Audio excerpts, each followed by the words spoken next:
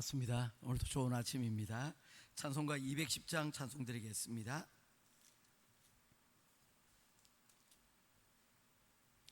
찬송가 210장 찬송입니다.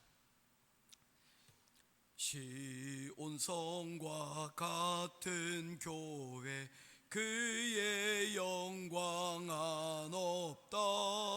허락하신 말씀대로 주가 친히 세웠다. 반석 위에 세운 교회 흔들 자가 누구랴. 모든 원수 애워싸도 아무 근심 없도다. 생명샘이 솟아나와 모든 성도 마시니 언제든지 흘러넘쳐 부족함이 없도다. 이런 물이 흘러가니 목마를 자 누구랴. 주의 은혜 풍족하여 넘치고도 넘친다.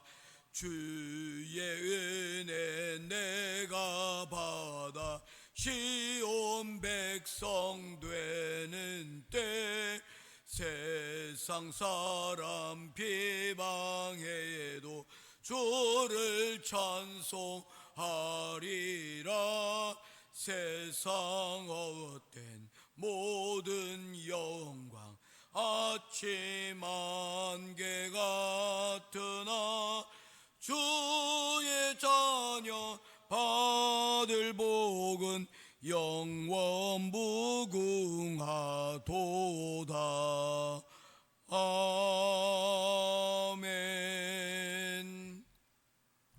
찾으실 하나님의 말씀은 느헤미야서 11장 1절 2절 2절 말씀입니다. 느헤미야서 11장 1절 2절입니다. 한 절씩 교독하며 보겠습니다. 백성의 지도자들은 예루살렘에 거주하였고 그 남은 백성은 제비 뽑아 10분의 1은 거룩한 성 예루살렘에 거주하게 하고 그 10분의 9는 다른 성읍에 거주하게 하였으며 예루살렘에 거주하기를 자원하는 모든 자를 위하여 백성들이 복을 빌었느니라. 아멘. 어제 이어서 느헤미야서 11장 1절 2절 두 절 말씀을 오늘 말씀을 살펴보도록 하겠습니다. 어제 말씀을 전하면서 느헤미야 시절에 있었던 예루살렘에 거주하는 일에 대하여 잠깐 얘기를 나누었습니다. 지난번에 올 초에 이 느헤미야서를 설교하면서 이 부분을 이렇게 다루었습니다. 예루살렘이 불편하고 힘들기에 거기에 거주하려고 하는 사람들이 많이 없었다. 그래서 제비를 뽑아서 그곳에 거주하려고 하는 사람들을 따로 제비를 뽑아서 그곳에 두게 하였다라고 말씀을 드렸는데, 이번에는 말씀을 읽으면서 그 방향이 아닐 수도 있겠다라는 생각을 하게 되었습니다. 그래서 이 부분을 이렇게 보았습니다. 그곳에 너무나도 많은 사람들이 예루살렘에 머물려고 했던 것은 아닐까. 그런데 그렇게 보는 것이 더 합당하다라고 보여집니다. 왜냐하면 성벽이 건축되어진 것이 6장이었고 7장부터 그들이 자원하여 순문학 광장에서 모여서 부흥회를 열고 그리고 많은 은혜를 나누고 또한 그들이 스스로 10장을 거쳐가면서 다짐하고 그곳에서 이제는 우리가 이방인들과 구분되어진 삶을 우리가 살기로 결정을 하고 그리고 또한 안식일을 지키기로 약속을 하고 이런 일련의 그 과정들을 보게 되어지면 이 모든 것들이 긍정적인 효과들로 지금 계속 이어지기 때문입니다. 이제 그들에게 한 가지 결단이 남아져 있는 것입니다. 이제 이 예루살렘에 그러면 누가 남을 것인가? 너무나도 많은 사람들이 은혜 받고 그곳에 머물려고 했던 것들은 아닐까? 그래서 그들 가운데 자원하는 사람들 가운데서 일부만을 제비 뽑아서 그냥 요 사람들만 머물게 할 정도로 그 가운데 머물고 있던 사람들이 많은 것은 아니었을까 생각을 해보게 되진다는 것입니다. 제가 쭉 전체를 보게 되니까 그렇게 연결되는 것이 더 합당하다는 것입니다. 뭐 이런 것들을 보게 되어지면 어떻습니까? 서로 하려고 하는 사람들이 많이 여러분 있는 이런 공동체, 잘 되는 집안, 잘 되는 나라, 잘 되는 공동체에 여러분 모습을 보이려고 하는 것입니다. 잘 되는 집안의 전형적인 모습을 보여주고 있는 것이죠. 우리가 어떤 일들을 할 때, 특별히 불편하고 힘든 일을 할 때 그 공동체 가운데서 그런 일들을 사실은 하기가 다들 꺼려합니다. 헌신하고 수고하는 일들을 하기를 꺼려하는데, 이런 일들을 마다하지 않고 나서고 그런 일에 앞장서는 사람들이 많아질 때 그 공동체는 좋은 공동체라고 말할 수가 있는 것입니다. 오늘 그와 같은 주제를 가지고 어제 미처 살펴보지 못한 단 두 가지 주제를 가지고 말씀을 나누려고 합니다. 첫 번째, 우리가 보기를 원하는 것은 자율성에 관한 부분입니다. 11장 2절 말씀입니다. 예루살렘에 거주하기를 자원하는 모든 자들을 위하여서, 어제 2절을 말씀하면서 백성들이 복을 빌었느니라, 그곳에 머물려고 하는 사람이나 아니면 그곳에 머물기로 결정한 사람이나 또는 그 투표에서 제비뽑기에서 떨어진 사람들이 그곳에 머물려고 하는 사람들을 위하여서 뭡니까? 배 아파하지 않고, 또 그리고 뭡니까? 그곳 가운데 마음 속상하지 않고 그들을 오히려 축복하고 여러분 격려하고 위로하는 그런 은혜로운 광경들을 볼 수가 있는 것입니다. 보통 교회에서 가장 은혜로운 순간이 어떤 순간입니까? 교회에 헌신할 일꾼들을 뽑는 순간입니다. 교회에 일할 장로들을 세우고 집사를 세우고 권사님을 세워서 어떻게 하는 것입니까? 이를 통해서 교회를 세워나가는 이 아름다운 일인데, 그 일 가운데 보통 투표에 제비 뽑는 그 과정을 거치면서 마음이 속이 상한 사람들을 여러분 많이 볼 때가 있습니다. 마치 이걸 인기투표처럼 이곳에서 떨어진 것에 대해서 굉장히 속상하게 하고 마음이 어려운 사람들이 있더라는 거예요.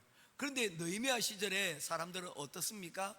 모두가 다 자원하기를 원했지만, 머물기를 원했지만, 그곳에서 탈락한 사람들이나 그리고 그곳에 머물기로 한 사람들이나 모두가 다 여러분 하나님의 은혜를 그들이 찬양하고 그리고 복을 빌어주는 이 아름다운 광경들이 여러분 그곳 가운데 있었다는 것입니다. 이런 비슷한 내용들을 담고 있는 것 중에 하나가 플라톤이 썼던 책 가운데 퍼블릭 국가론이라는 책이 있습니다. 공화국론이라고 하는 책이 있는데, 그 책의 내용에 보면 올림픽에 대한 내용이 잠시 언급이 되어 있는데 그렇습니다. 올림픽의 주인공은 누구입니까? 라는 주제입니다. 여러분, 올림픽의 주인공은 누구입니까? 올림픽의 주인공을 이야기하면서 첫 번째 선수를 이야기합니다. 선수들이 여러분 많이 준비하고 노력하여서 그 올림픽에 여러분 들어가지 않습니까? 그런데 자칫 이들은 그 올림픽의 경쟁 가운데서 메달을 따고 메달을 따지 못하고 입상하는 그것으로 인해서 그 경쟁심으로 인하여서 이 올림픽의 본래의 정신을 훼손할 수가 있다는 것이, 지나친 경쟁심이 그와 같다는 것입니다. 자기가 열심히 수고하고 그리고 노력했지만 그 가운데서 여러분 어떡합니까? 서로 경쟁은 하지만 입상하지 못했을 때는 내가 좀 더 다음에는 잘해야 되겠다, 그리고 상대방을 입상한 사람들을 축하해 주는 그런 마음들이 있어야 되는데, 지나친 경쟁심으로 인해서 반칙을 하고 또한 여러분 어떻게든지 메달에만 목적을 둔다 그러면 자칫 올림픽의 정신이 오히려 훼손될 수가 있다는 것입니다. 두 번째, 여러분 올림픽에 그것을 주최하고 그곳 가운데서 여러분 장사하는 사람들입니다. 그 사람들은 어떻습니까? 올림픽이 그들의 눈에는 장사가 되어지는 것입니다. 돈을 버는 일종의 수단이 되는 것이죠. 그래서 어떻게든지 그 올림픽에서 그들은 이득을 취하려고 하고 자기의 이름을 높이려고 합니다. 할 수만 있다면 그런 현장에서 여러분 뭔가 한 자리라도 맡으려고 애를 쓰고 노력을 하게 된다는 거죠. 그렇게 되다 보면 그 역시도 올림픽의 진정한 주인이 될 수가 없다는 것입니다. 그렇다면 올림픽의 진정한 주인이 될 수 있는 사람은 누구냐? 바로 관중들이라는 것이죠. 그런데 그 관중들도 사실은 따지고 보면 올림픽 정신이 여러분 충분히 구현되지 못하는 경우들도 있습니다. 사실 우리가 축구 경기를 볼 때 아직도 저는 그래요. 우리 대한민국 팀이 여러 팀들하고 이렇게 경기를 하면서 하는 그 가운데서 응원도 있지만 특별히 일본만큼은 꼭 이겼으면 좋겠다 하는 그런 마음이 있었거든요. 특별히 예전에 저는 김일 선수의 했던 레슬링 경기를 보면서 저는 자랐습니다. 우리 이경주 목사님 보신 적 있으십니까? 못 보셨을 거예요. 아마 한참 인기가 있을 때 아마 서희원 집사님 정도는 아마 보셨을지도 모르겠네요. 그 박치기를 팍 할 때 여러분 그 통쾌함이 있는 거예요. 그때 당시만 해도 우리나라가 국력이 일본보다 못할 때이지 않습니까? 그래서 말이 여러분 터져나오는 응원들이 뭡니까? 죽여라 뭐 이런 것들 있었죠. 응원을 넘어서서 이런 감정들이 올라오게 되는 것을 볼 수가 있습니다. 그런데 여러분 이 관중들이라는 게 무엇입니까?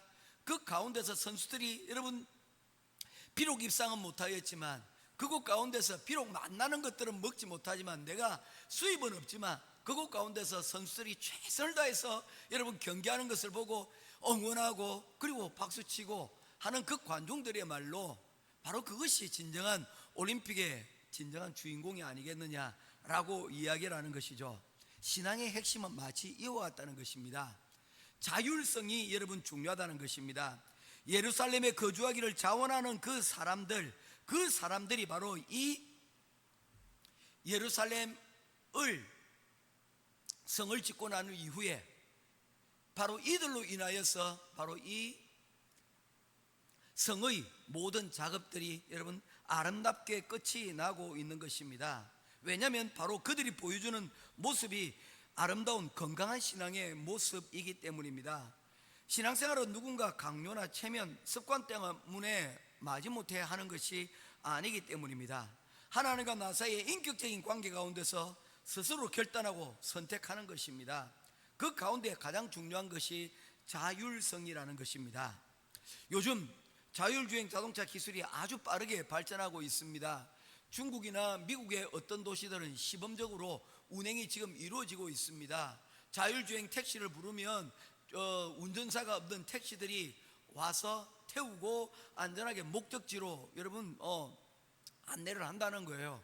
벌써 여러분 이 일을 수년째 지금 계속하고 있는데 교통사고가 났다는 그런 일들은 보고가 되고 있지 않습니다. 자율주행 시험이 착착착착 진행되고 있습니다. 아마 몇 년이 지나면 우리 일상 가운데서도 성큼 다가오지 않을까라는 생각들을 해보게 됩니다. 필리핀이 자동차 기술이 많이 낙후가 되어 있지 않습니까? 그런데 사실 필리핀의 인프라 기술들을 보게 될 때 저는 전기차는 앞으로도 수년 동안 못 볼 줄 알았는데 빠르게 인프라를 구축해 나가고 있는 것을 보게 될 때 이 자율주행차도 언젠가는 이 필리핀 가운데서 아마 빠르게 정착될 수 있을 것이다 라는 생각들을 해보게 됩니다. 이 자율주행 자동차의 핵심이 무엇입니까? 바로 소프트웨어입니다. 주변의 상황들을 빠르게 캐치하고 그리고 그 가운데서 여러분 뭡니까? 상황을 판단하여서 자율적으로 여러분 운행하는 바로 그 부분입니다. 우리 신앙도 마찬가지입니다. 우리 신앙이 건강한 신앙생활이 자율적인 신앙생활이라고 하게 되어질 때 우리가 여러분 이 자율신앙을 할 수 있는 소프트웨어가 갖추어져야 되는데 이는 다름 아닌 하나님의 은혜를 듬뿍 받는 것입니다. 말씀과 기도 가운데 우리 자신을 돌아보고 우리를 또한 여러분 말씀 가운데서 세워나가는 바로 이러한 작업들을 우리가 여러분 오류를 수정해 나가고 그 말씀으로 우리가 건강하게 되어질 때 소프트웨어가 센스가 갖추어질 때 우리는 이 신앙의 자율성들을 우리가 갖추어 가게 될 것이라는 것입니다. 사람 눈치 보지 아니하고 오직 말씀이 이끄는 대로 여러분 자율적인 그러한 신앙생활을 하게 될 것이라는 것입니다. 모쪼록 저와 여러분들 가운데 이 예루살렘 성에서 보여줬던 것 같은 신앙의 아름다운 자율주행들이 저와 여러분 가운데 오늘 하루도 그리고 앞으로도 계속해서 업데이트 되어지고 잘 이루어지게 되기를 주님의 이름으로 축원드립니다. 두 번째로 우리가 살펴볼 것은 무엇이냐면 11장 1절 말씀입니다. 백성들이 그곳에서 제비 뽑아 10분의 1이 머물기로 결정을 하기 전에 이미 그곳에 머물기로 작정한 사람들이 있었다는 것입니다. 11장 1절 말씀 보겠습니다. 시작. 백성의 지도자들은 예루살렘에 거주하였고, 이 말씀에 저는 주목하고 싶습니다. 백성들의 지도자, 두목들이죠. 그 사람들이 이미 그곳에 머물기로 결심을 하였다는 것입니다. 지금 예루살렘은 불편한 곳입니다. 다 성벽은 완성되어졌지만 앞으로 해야 될 일들이 많은 곳입니다. 그런데 그 힘든 그곳에 머물기로 결정한 사람들이 백성들이 아니라 지도자들이었다는 것입니다. 잘 되는 나라의 특징은 무엇입니까? 지도자들이 중심에 서고 지도자들이 돌격 앞으로 나아가고 그 다음에 군인들이 그 모습을 보면서 여러분 나아가는 것입니다. 돌격 앞으로 해놓고는 여러분 지휘관들이 자신의 몸을 사린다면 그 전투는 보나마나 패배가 여러분 될 것이 틀림없습니다. 지휘자가 앞장서지 못하면 지도자가 여러분 앞장서지 못하고 백성들을 여러분 힘든 곳으로 내모는 나라는 결코 좋은 나라가 될 수가 없기 때문이라는 것이죠.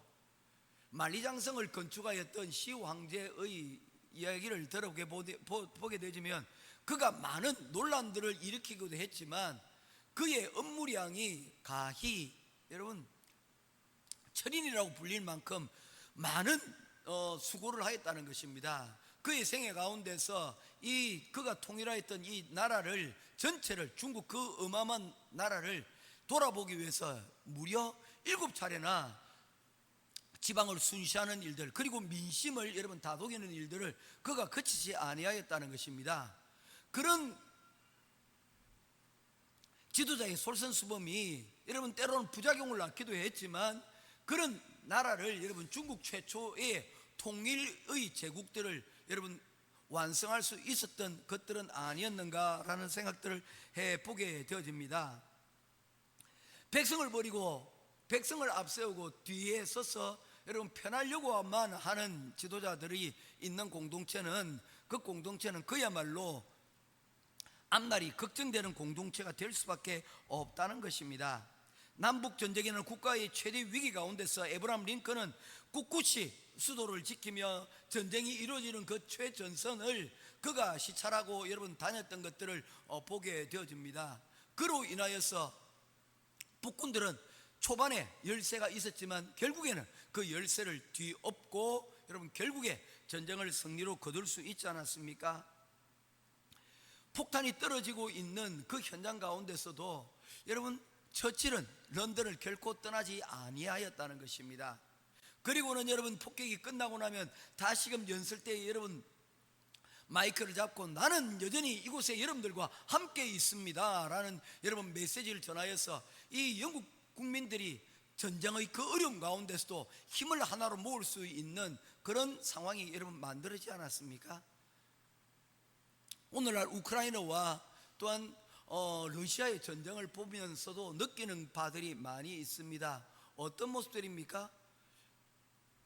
키이우라는 그 수도에서 전쟁이 여러분 막 침공이 이루어지고 곧바로 무너질 것만 같았는데 대통령이 이 키우에서 여러분 연설을 합니다. 나는 떠나지 않을 것입니다. 나는 이곳을 결코 떠나지 않을 것입니다 라는 그 한마디가 여러분 오늘날 우크라이나 전쟁이 사실은 다윗과 골리앗과의 전쟁과 같은 그런 양상이었지만 그럼에도 불구하고 이 전쟁이 오늘날까지 여러분 지속될 수 있는 그러한 여러분 모습들이 아마 지도자의 그런 모습들이 아니었는가 하는 것이죠. 이 원리는 나라뿐만 아니라 가정과 교회 모든 공동체에 동일하게 적용이 되어집니다. 지도자들이, 부모들이, 목회자와 그리고 국가의 지도자들이 먼저 희생하고 헌신하는 불편한 자리로 내려가기를 그들이 앞장서게 되질 때 그 공동체는 희망이 있고 미래가 있다는 것입니다. 이들이 먼저 예루살렘 머물기로 결정을 하였고 그 뒤에 자원하는 사람들이 그곳 가운데 따랐다는 것을 여러분 기억하시길 바랍니다. 느헤미야 지도자들처럼 우리도 역시 하나님이 필요로 하신 곳에 기꺼이 내려갈 수 있는 저와 여러분 될 수 있기를 주님의 이름으로 축원드립니다. 이제 마지막 우리가 여러분 봐야 될 것은 무엇입니까? 하나님이 이름을 두기로 약속하신 곳, 그곳에 우리들이 머물기를 원하고 계신다는 것입니다. 이스라엘, 하나님이 우리와 함께 하신다는 뜻 아닙니까? 하나님이 우리와 함께 승리를 거둔다라는 뜻이 이스라엘이고, 예루살렘은 어떤 것입니까?